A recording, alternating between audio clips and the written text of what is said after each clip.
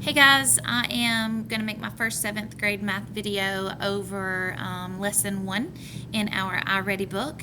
I've had some parents and students say that they need some extra help or just a reminding over what we've learned. And so we're going to start with scale factor. This is our lesson 1. It's the very first thing that we learned this year, and hopefully this will jog your memory and you can use it later on in the year to review for your milestones. All right, so when we're talking about scale factor, remember scale factor is the exact same thing as unit rate, and unit rate means per one of something. So scale factor is always going to be beside the one somewhere.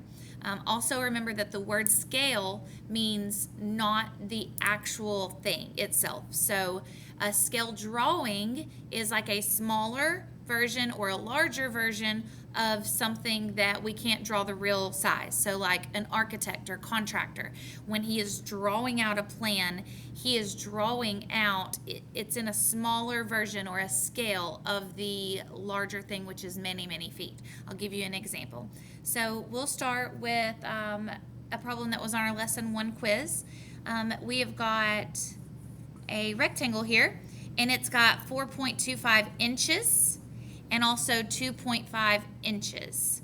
Our scale is showing us 4 feet to 1 inch. And that's the scale that it gave us. All right, so let me get it in the camera right here.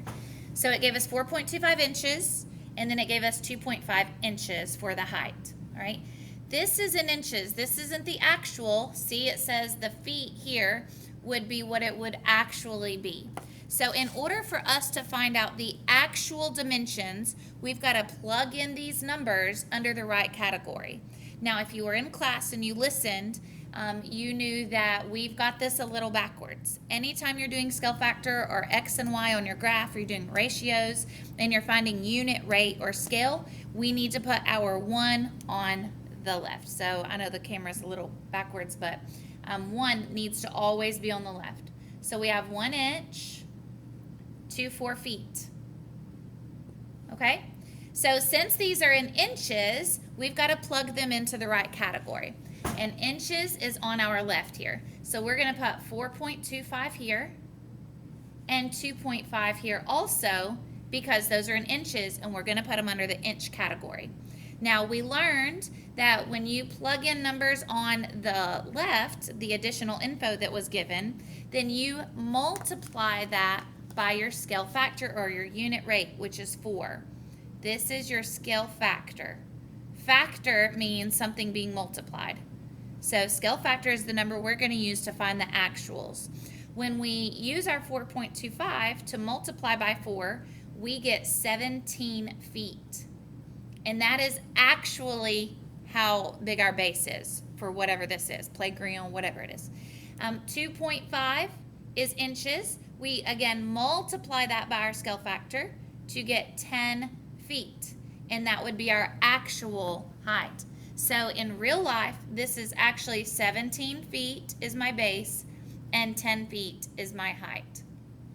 A lot of times they'll give you a scale factor, give you this, you'll use it to multiply, plug it in the right category, and they'll say, what is the area of this in actual life? Like, what is the actual area? They'll use that word.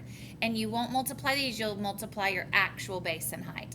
So if we found our actual area, it would be 17 times 10, which is 170 feet. All right, this is one quick preview of a scale factor problem.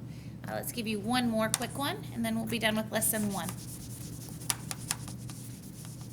All right, lesson 1, another one we've got here is when they change your scale factor.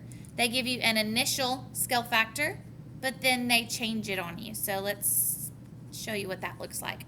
We've got 4 centimeters to 6 centimeters on our drawing, and our scale is 1 centimeter to 5 feet. I went ahead and put the 1 on the left like I was supposed to.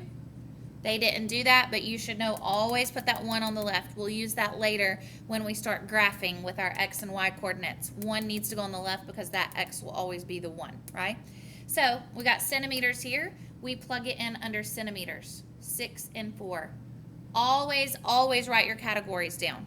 Put your ratio down, write your categories down. For the next 5 or 6 lessons, we'll be doing unit rate, scale factor, constant of proportionality. You write down the ratio, write down your categories, and that'll be your first step in all of these lessons. So we now know to, since the information is on the left, to multiply by our scale factor.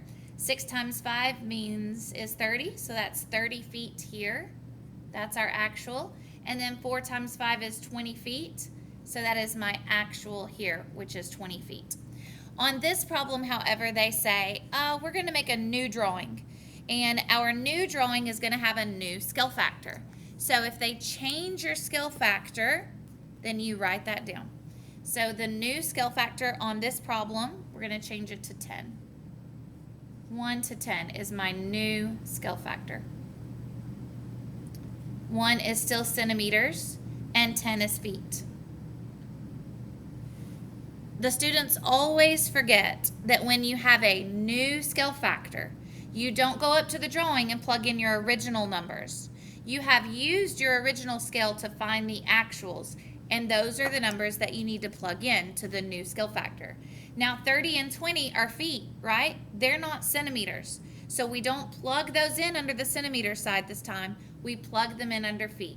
So we're going to put 30 here and 20 there because they are feet.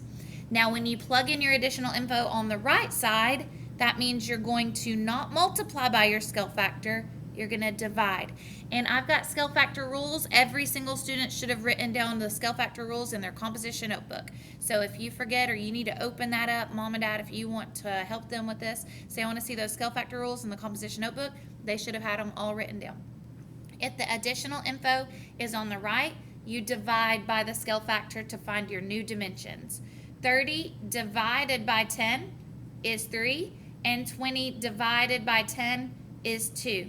And those are centimeters. So our new scale drawing is going to have dimensions of 3 centimeters and 2 centimeters when the scale factor is 10. Okay? That's just a quick review of lesson 1. If you have any questions, then you can come to me during Blazer Focus, shoot me an email, but that one should have been pretty easy. Hope you all have a good day.